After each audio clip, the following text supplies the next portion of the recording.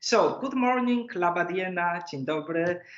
First of all, thank you very much indeed for accepting our invitation for a conversation about Vilnius, about architecture, about your excellent book. We're gonna to talk about all the topics which could be interested for the people who loves architecture, who loves Vilnius, who loves Lithuania, who loves art and design. It is a honor to talk with my guests, Professor Maria Dremaite from Vilnius and Grzegorz Piątek from Warsaw, but right now you are somewhere else, somewhere in Poland. Yes, okay, but we all are in reality, virtual reality, and we're going to talk for the special purpose for an interdisciplinary festival, Wilno XX-XXI, Vilnius Gdańskie. This is a traditional meeting. These are days, Vilnius days in Gdańsk. Gdańsk and Vilnius are partner cities. They cooperate. They made a lot of cultural exchange in past, and they do it now. So that's why thank you very much indeed once again for accepting our invitation. So what is the purpose of our meeting?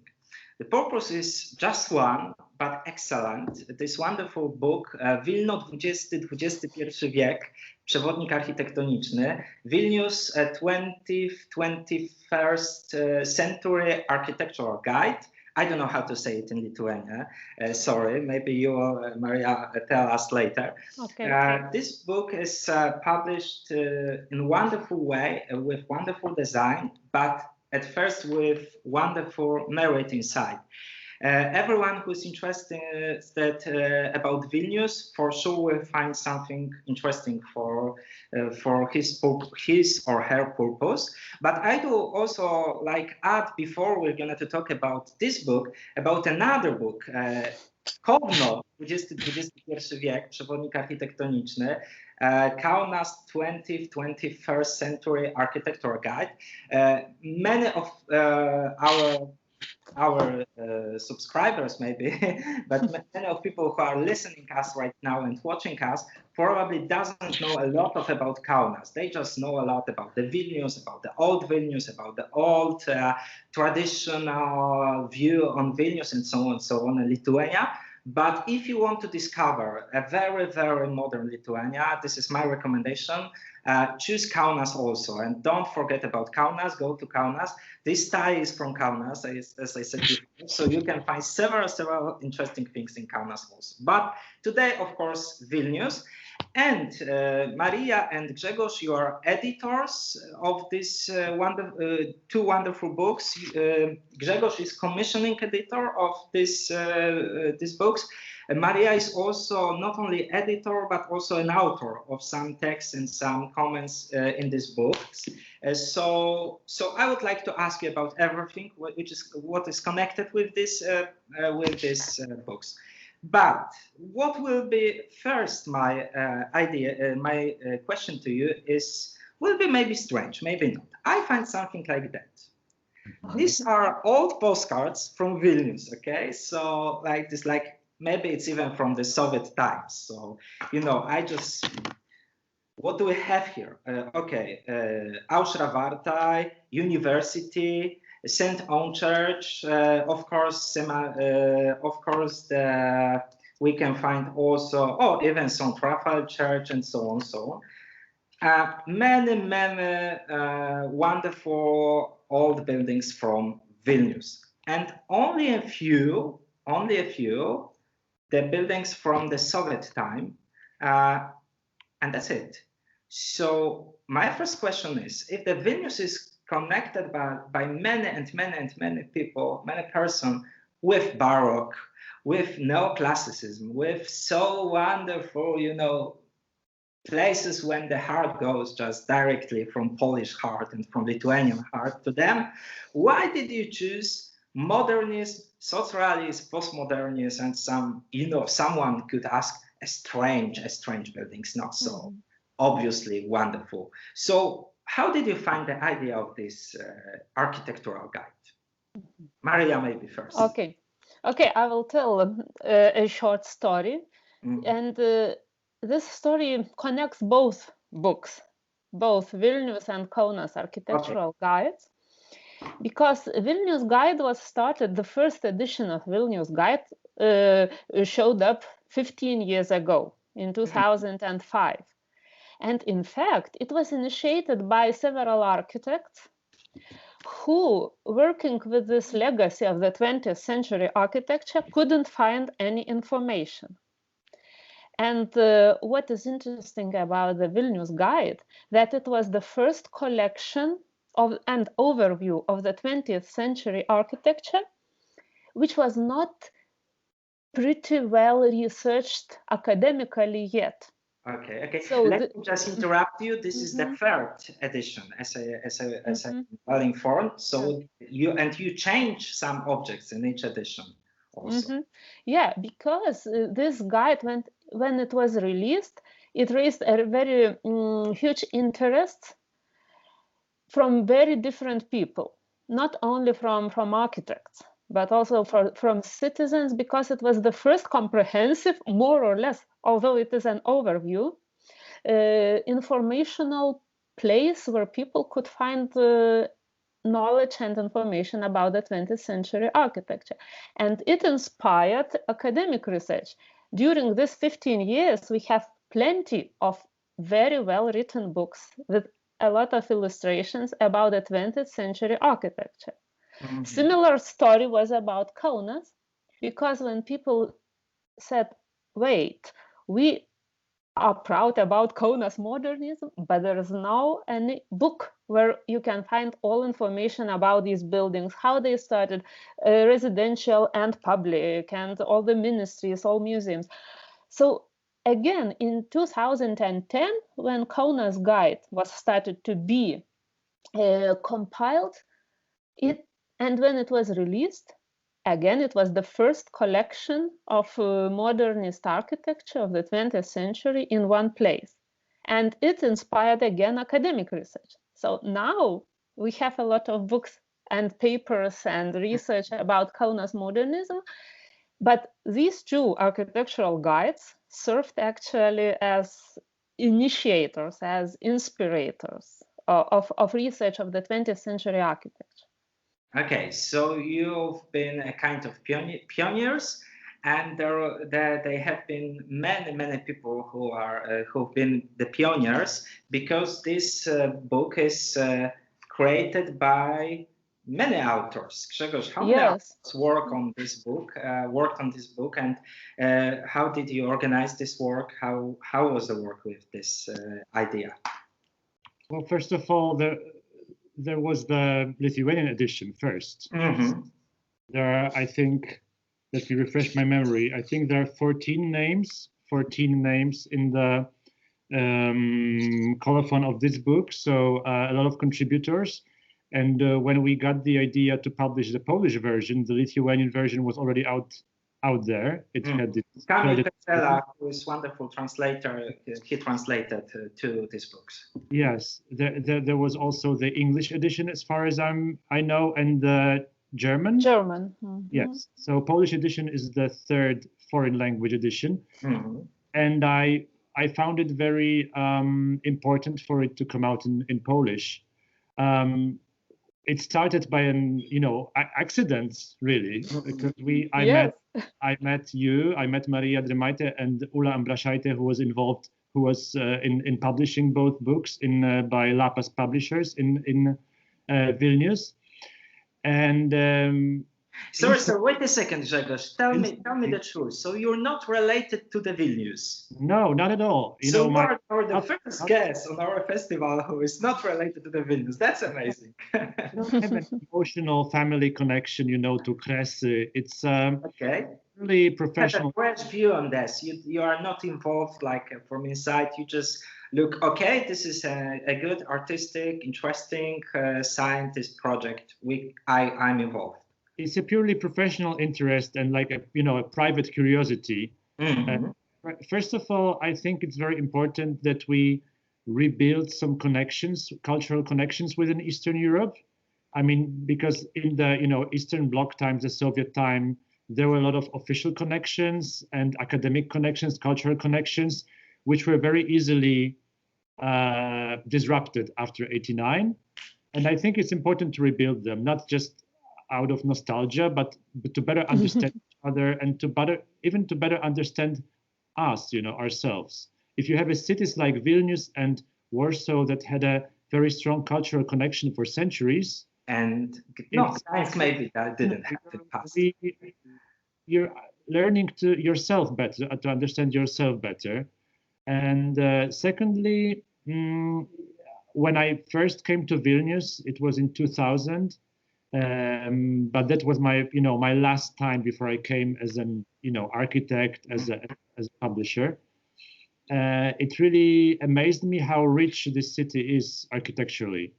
In Polish, and like on Polish terms, I would compare it to Wrocław, that you have a very good representation of each era.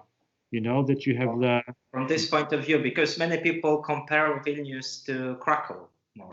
Yeah, you can do these comparisons, but in purely architectural terms, especially in terms of 20th century modern architecture, you have the Russian period, the Tsarist period, you have the interwar period, the Polish period, you have the Soviet period, which has several sub-eras, the Stalinist era, the modernist era, which is very interesting. And then you have the architecture of contemporary Lithuania, and it all ends with the Libeskind building. Of course. So an international, very international phenomenon. It won the competition on this museum.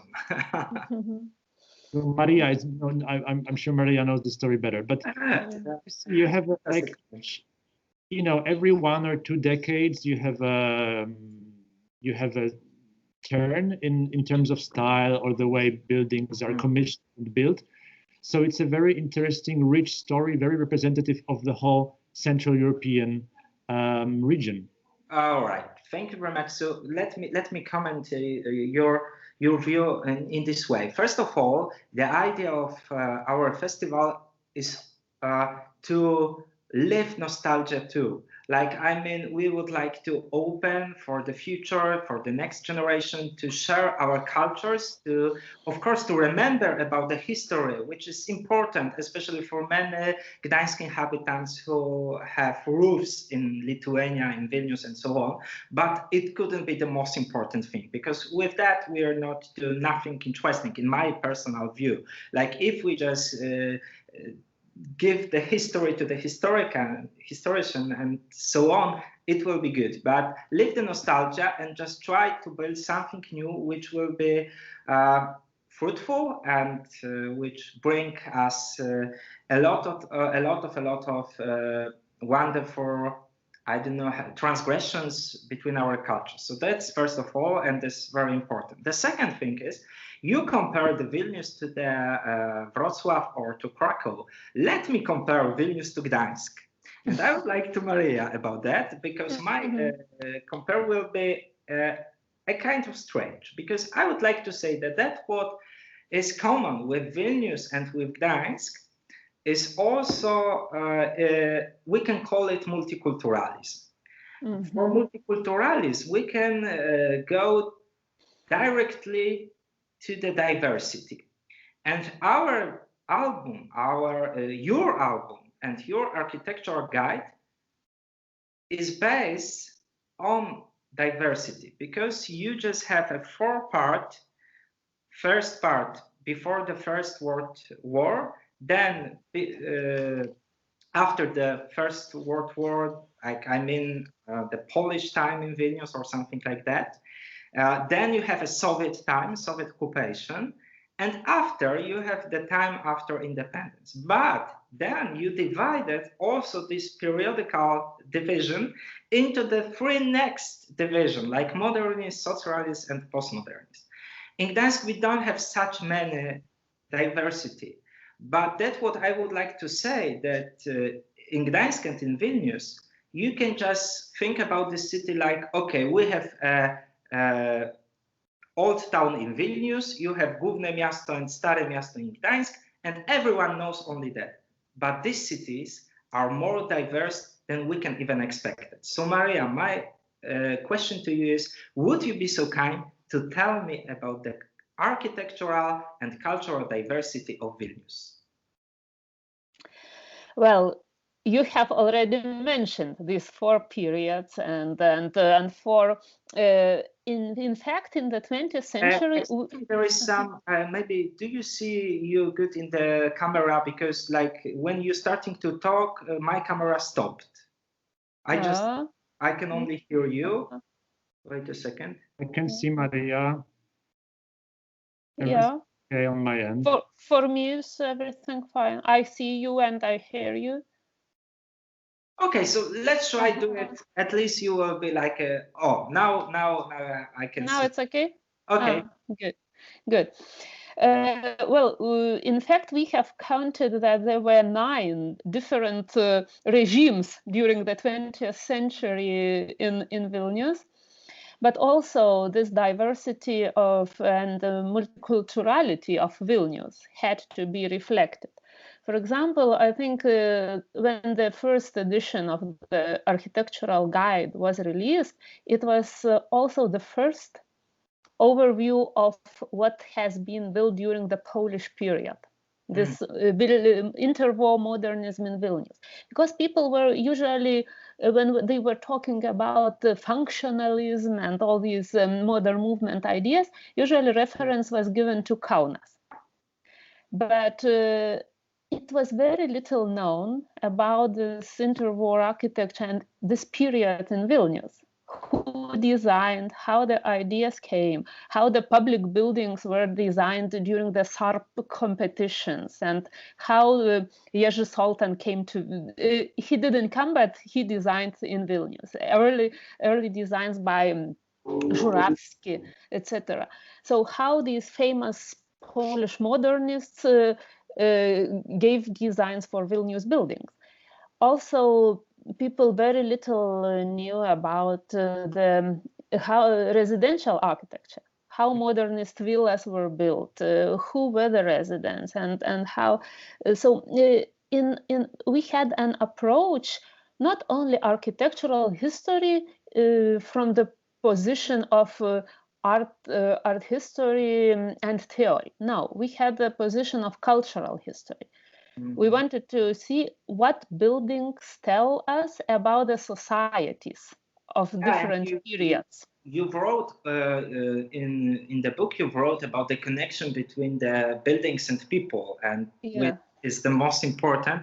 And I would like also add a Jewish heritage, which is also not very well known in Polish, but it's like heart of Vilnius, like Jerusalem of the North, and so many Jewish people before the World War II, and for them it would be for sure a lot of interesting things you can find in this book. So maybe you can think about the Jewish translation too. Maybe, especially about, in fact, actually Kaunas is more interesting in that connection with Tel Aviv, and Tel Aviv, Gdynia, and Kaunas make a really good connection of the 30s.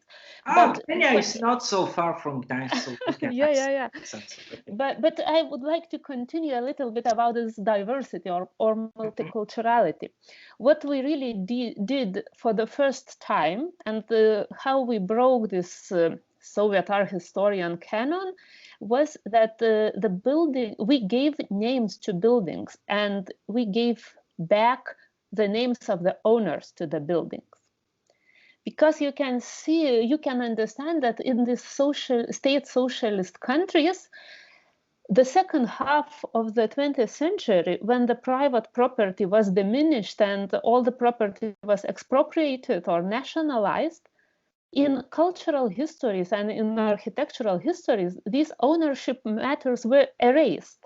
And people were talking about very interesting modernist building with shapes of that or colors of that and details of that, but no owner, as if the buildings appeared only because of the architecture. But they appeared because of the needs of people who built them. It could be a kind of inspiration also for nowadays, like when the people build something with no idea, maybe if they are owner, they can make, they can take an inspiration from this past times when the people just thought more, I think, about what they, how they live and what they create and what they left for the next generation. So yeah, this is one of my, this is in this book, I don't remember, but one of my great favorite parts of the Vilnius is between the Rasu Gatve and the cemetery, Rosa Cemetery. There is a small village projected by, you tell me, Maria, for sure, what's the name of this? The Colony by Joseph Montville. Oh, Montville, yes. Yeah, it was inspired because Joseph Montville was very progressive in the field of housing, of modern housing in just before the First World War. Around the 1912 and 13, and he initiated new type of housing, these colonies. We would say now it's a kind of cooperative housing, but it wasn't. So yeah, Rosa Colony was inspired by Joseph Montville, and I think it's a very nice preserved small element of new city expansion.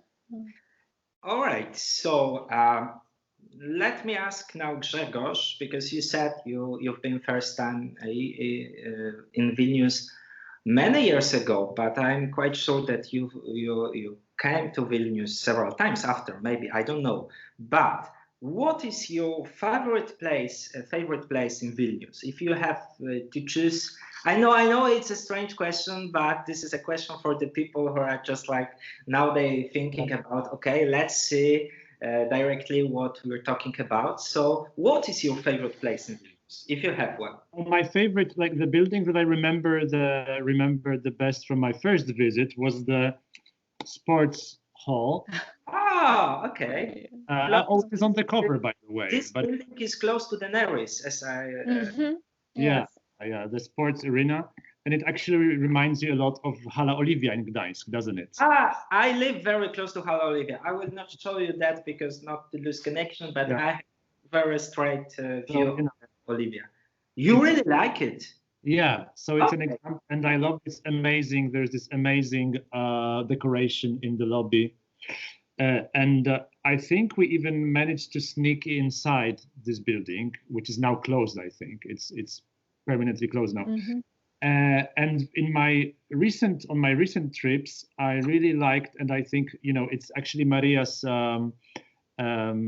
It's actually Maria's specialty, the Palace of Weddings. Okay. I've been there. This very special socialist typology of like a palace for a secular ceremony of weddings. It's it's one of the reasons why it's so important to publish books like this, because in Poland there is a very little awareness of this building typology. How big it was in the Soviet Union. We also had palaces of weddings built in Poland, but I can think of maybe a handful of examples of palaces built in Katowice, in Chorzów, in several cities. But this was a very big, theme in architecture, in also the secular funeral facilities. It's fascinating phenomenon, and also very special architecture, because this is where modernist architects tried to be evocative, and tried to evoke some spirituality, but in a secular way. It's a very interesting phenomenon. Okay, let's say something about the Warsaw. If you mentioned such kind of buildings, I do love Plac Konstytucji. I don't know what do you think about them, but I do love such architecture, especially during the winter time, after the night when the lights on, and you feel some kind of spirit there. Like maybe it's not a spirit from the churches and from the old times, but you can feel something for sure. So I do admit that it could be also interesting. But about the wedding palace you mentioned, that's interesting in Vilnius, because this wedding palace is very close to the Orthodox Church, and this is like mixed, like socialism, Orthodox Church, and far away you have the new town and so on. So this is also interesting. But maybe let's ask Maria this time, how do you, what's your opinion about how the Vilnius connect different styles? Because it's a problem with the cities like old towns, how to connect old and new times. Of course, you have a problem because you cannot change the past, like you cannot destroy the Palace of the Science and Culture in Warsaw. Okay, there are some crazy ideas about that, but it's not so easy to do that. So sometimes you have no any kind of influence on that, on the situation. But nowadays, how do you think that is Vilnius make good stuff with that? Like they manage it in a good, appropriate way, like, because from the old town you can see many high scrapers, wonderful high scrapers as a panorama for the old town. Do you think it's a good idea? They have a good solutions on that, or? I wouldn't judge if it's good or bad. We must accept it culturally and maybe even politically and socially politically, because you can find this phenomenon in all post-socialist cities. I see it as a certain edifice complex when people were not allowed to build those cities, high-rise buildings as an expression of financial power. And after 90s, it was the burst of such glass towers in every, be it historical town, be it new town, wherever, everybody just it was a desire to build a glass tower. And it's a result of these events, I think, and it's even I would research is psychoanalytically first, not architecturally probably, but there were a lot of discussions because Vilnius Old Town, historic town, is listed on the UNESCO World Heritage List, and of course these skyscrapers affected the skies, the city line, the skyline, but somehow now it's accepted. I think it fits very well. I didn't expect it when they were building, but right now I'm used to see that. Okay, so I have to ask also you, I want to ask you, what is your favorite place in Vilnius, Maria? What do you recommend for us? Favorite. Okay, show the place in Vilnius that you love with. Okay. Professionally, I really enjoy the main avenue of Vilnius New Town, the Gedimino Prospectus or Gedimino Avenue. It like it. Like everyone likes it. Come on. Yeah, but it was called, of course, the Adam Mickiewicz Avenue during the interwar, the Polish time. But I must explain why do I like it. Not only because I go there every day from my home to university and back, and it's comfortable, it's a straight line, but I like it because it's a combination of the entire 20th century in one place.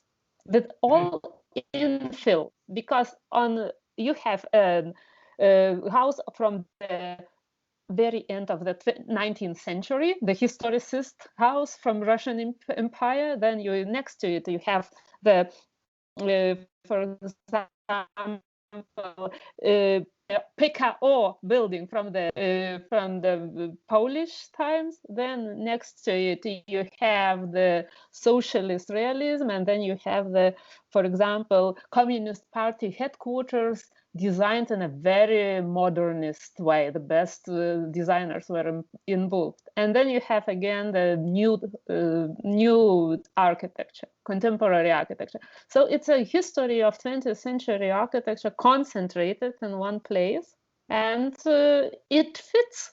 Yeah. I just imagine what you said, like with my memories, and just to the point. And on the end, you have the wonderful Vilnius Cathedral. Okay, I don't know. Yeah. Not, but like my dream is always, before I die, I would like to go once again to the cathedral place, to see the sun, to see this white building, white cathedral, and just to enjoy the city around. Like, so that's yeah. And it's interesting that the square of the cathedral square is still the legacy of the design of Romuald Gut, because it was his idea to lower the square, that cathedral would rise would be better observed. As a sycamora, you know, who brings you to the Jesus, maybe, I don't know. All right. So we were talking about your books, about some ideas about how did you work, how many people worked.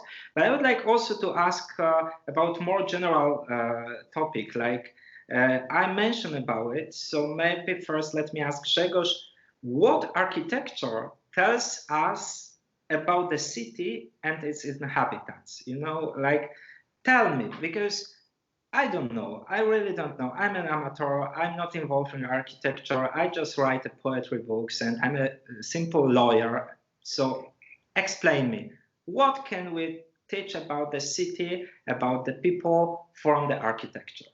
Well, I think Maria already touched upon this subject before. When she mentioned that that buildings suddenly, thanks to this research and the book, got their names back. That the name of the people who built them, both the clients and the architects, and it tells you a lot about everything. Like the social life of the city, the connections, the professional connections, the social connections. It tells you a lot about the taste. You said you're a simple lawyer, but it's simple lawyers who build houses. Okay. I'm kind of narcissist, sorry for that. So often the architecture reflects the tastes, the aspirations of the people who are in power in one way or another at a certain moment in history, because they have the money to create a good architecture if they want. Yeah, it's an expression of power, really. So, and this is also why it makes Vilnius so interesting, because it had such a turbulent history in the 20th century and also reflects so many influences, so many connections. That's really fascinating. Yeah, I can just add to that your answer that on our university, Professor Kamil Zeidler just published the book Estetyka Prawa. The aesthetics of the law. Okay, I wouldn't like just to transform this discussion into the law discussion and connection, but this is something in this, that if we have a power, if we can create rules which are supported for the good architecture or for bad, okay, we can just forbid the in industries or like several neons which are many lights with all colors, or we can create them and project them with a taste way, and so on, so on. So yeah, thank you very much for mentioning the law imperium on architecture. Okay, so, and Maria, maybe you would be so kind to tell me, maybe I would like use that you are involved in Vilnius and you know everything, I suppose, about the Vilnius architecture. Just would you be so kind to tell us more about Vilnius, which is not well known in Poland? Okay, I mean, what about Żupis? Everyone knows. Okay, everyone knows Semanestis. Am I say it well properly? Just correct me if I'm wrong. But what about Fabianiškis, Karoliniškis, and so on? Like my friend Romuald Miczkowski just published a book about in Polish. He's a Polish from Vilnius, Fabianiški. It was a village. Now it's a part of Vilnius. There was a HBO serial. I don't know. Am I right? In Fabianiški, something like that. And what is Fabianiški? Of course, you can find in book about Fabianiszki too, but I would like to hear from you about Fabianiszki, Karoliniszki, Snipiszki. Okay, I think that it is, again, you are asking me about what was very new in this architectural guide. And this was all this mass housing architecture. All these mass housing areas like Fabianiški, as you said, and even Lazdynai or Leščiniaki. It was also a small village, Leščiniaki, and then in the 60s there was designed a mass housing area for 40,000 residents. And it was called Lazdynai, and it won the Lenin Prize for the urban planning. So it's also an interesting, and we think that it is an interesting place to visit. But in general, the composition of the book shows that we did not want to include only the highlights or only the best buildings or sites from the architectural point of view, but also interesting buildings or very typical buildings, very characteristic buildings that tell history of the city. And that's why we included all the mass housing areas that surround Vilnius as a circle. So it was again first, for the first time, all information was published in official places, visiting excursions to unknown places of the city, undiscovered places.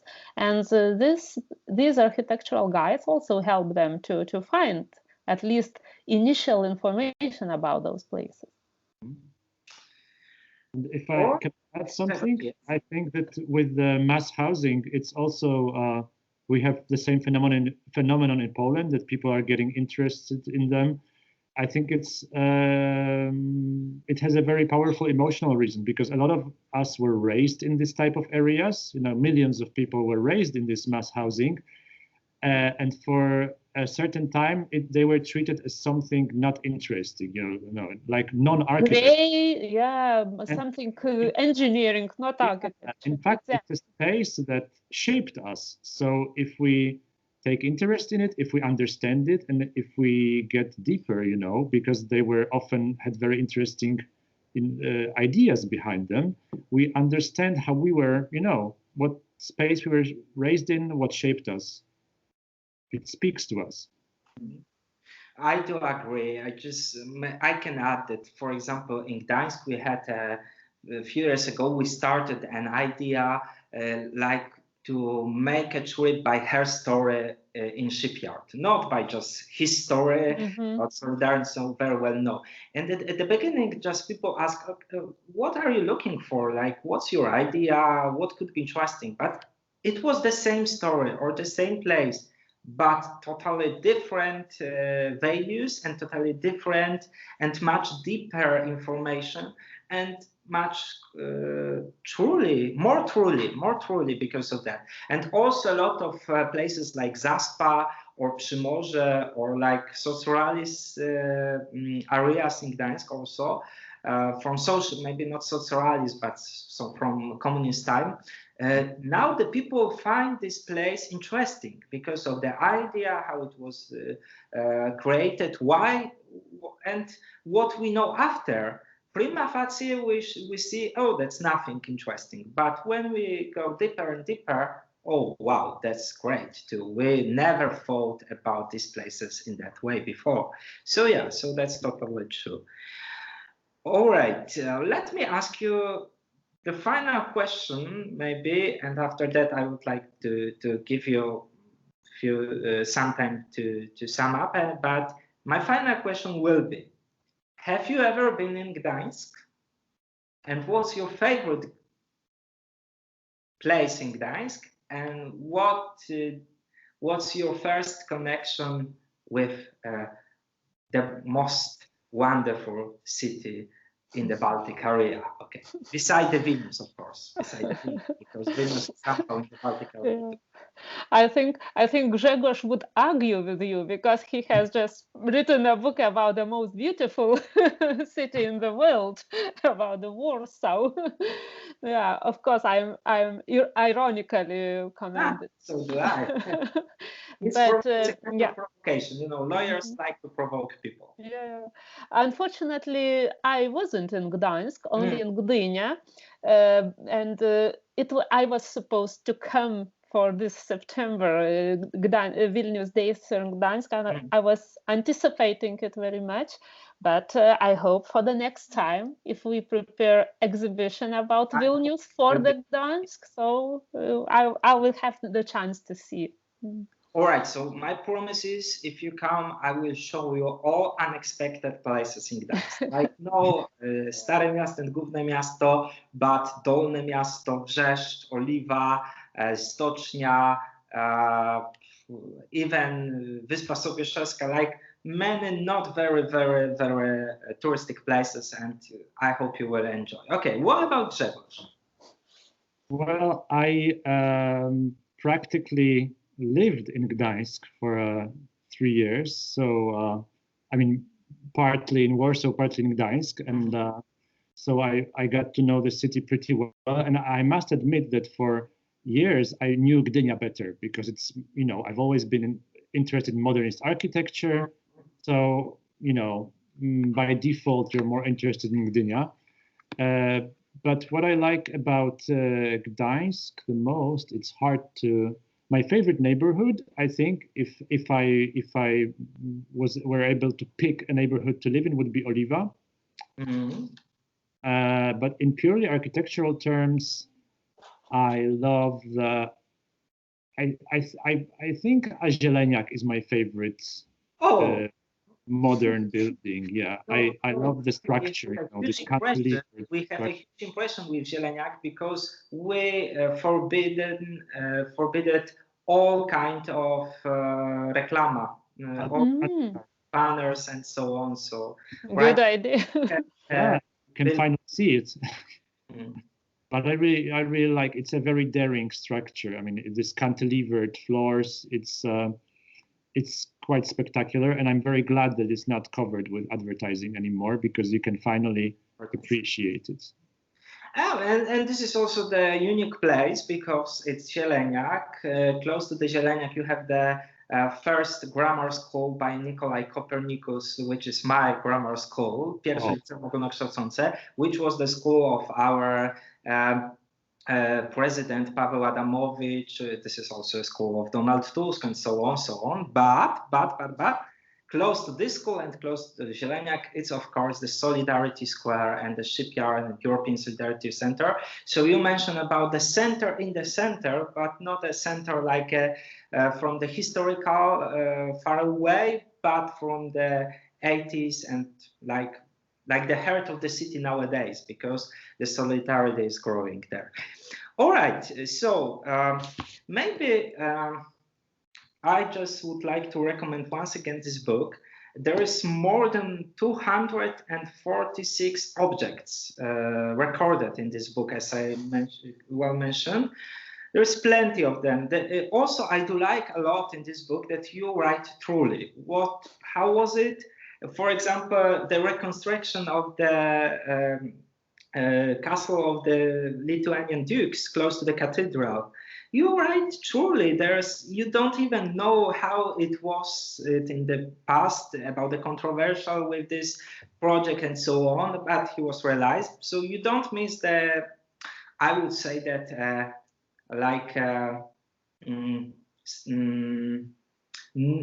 non-nice, maybe not nice topic, but I mean, like you don't miss the difficult stuff. Like you give the readers the true, and this is like an independent value of all academic and all artistic works. The true.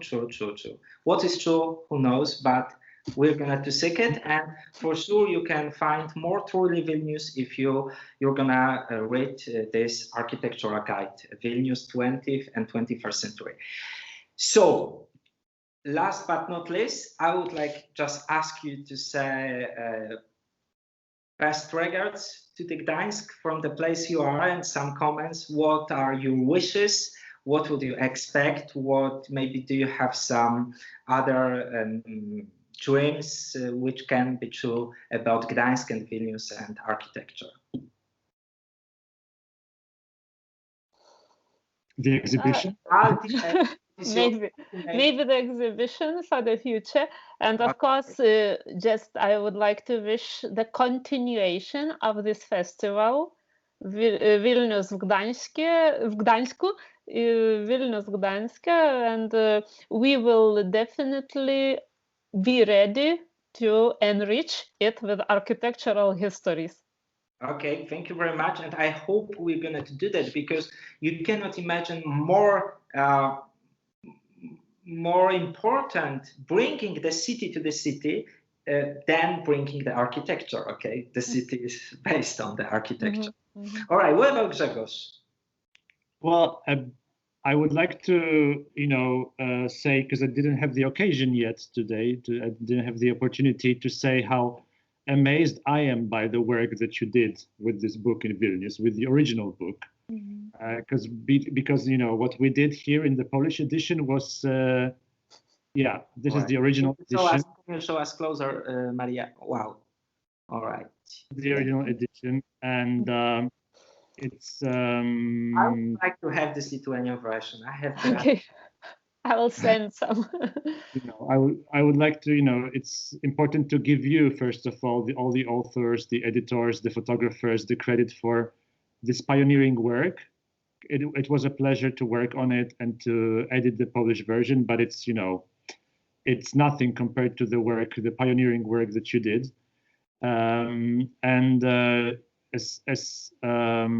regards the festival and Vilnius and Gdańsk, I'm very glad that we had this conversation today, because I think it's super important to, that festivals like this be an occasion to celebrate contemporary culture and a true dialogue between cities, and not just celebrating, a certain aspect of the past or certain aspect of the tradition. So let's study history, but not get too nostalgic.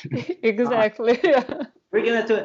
Okay, so let me continue a little bit our conversation. If you still have a little time, I would like to tell you about one of my favorite buildings, and I would like you to ask Maria say something more about this place, because I know it's very important. Okay, Grzegorz, you said no nostalgia, but this is not a nostalgia. This is important, and it's a connection also between Vilnius and Gdańsk. I mean about Wieża Telewizyjna. This is the place which I was never interested before. Siostra Michaela Rak took me to this place. She said, okay, let Mr. Snarski, I will show you my favorite place. I was so surprised. She chose this place. But she explained me. She showed me like the place when the people died fighting for freedom of Lithuania and independence, but also you can see all kinds of this diversity which we were talking about today from the panorama from this tower, television tower. So yeah, this is my place. Maybe it's not, of course, I do love all kinds of places. I can explain you, for example, that my important place in Vilnius is Vilnius Hospicas. It's not because of architecture. This is because of the idea they did it. I'm a volunteer of this Hospicas also. And, like everyone said, Austra Varta, Misericordia Sanctuary, and so on. But the truly Misericordia is in Hospicas. It's my just personal, sorry, too much my personal stuff. But if I have to just add one place more, go to Tower Television and observe all diversity of Vilnius. Do you agree with me, Maria? Absolutely. I usually take all my modernist friends up to that panorama restaurant, up the hill of this TV tower, and it's a perfect place to observe entire Vilnius, to see how green it is, how mixed it is, but how perfectly you can recognize certain periods of urban planning and urban development of Vilnius. When you come to Gdańsk, Maria, you have to, I have to take you to Zieleniak, to this tower. Okay, I would like to join you, okay? Because I've been once on the roof, on the top of the Zieleniak, sorry, not on the roof, but on the top. Okay. But we have also, Grzegorz, maybe, okay, maybe you wouldn't like it, but on the Olivia Business Center, which is the highest building right now, we have also a wonderful panorama, but it's not Zieleniak and this kind of architecture, of course, sorry. But still, we can observe some. And it's also on the doorstep of the shipyard, so you have a very good view of the old town and then the shipyard and the rest of the city. So it's I would compare it to the TV tower. Okay, so you don't like the perspective from the down, but you would like to observe more from the top? Oh no, it's not a matter of preference. It's what Maria mentioned, that if you see the city from bird's eye view, you can very easily explain the way it developed and, just grasp it very quickly, All you can see all the layers, or which are, the landscape. Landscape. All right, so we have the goals to do after coronavirus. The first one is go to television tower in Vilnius. The second one is Zieleniak in Gdańsk. What is the third? The third is like to read also and all the time these wonderful books. Wilno XX-XXI, wiek, Przewodnik architektoniczny. And also don't forget about Kowno XX-XXI, wiek, Przewodnik architektoniczny. I would like also say my great thank you to the Lithuanian Cultural Institute, who helped us to organize these meetings, who support us, and we just organized this conversation with cooperation with Lithuanian Cultural Institute. So thank you very much for that. Thank you for our conversation, for finding time for it. I can say only in Lithuanian, ačiū labai, Vilnius yra geras miestas. Iki pasimatymo į Gdańskę. Is it okay or not? Very good, yeah. All right, okay, you are very nice for me, so I can improve my Lithuanian next time. Thank you very much once again. That's all. Thank you. Great talking to you. Yeah, it was a pleasure. Thank you.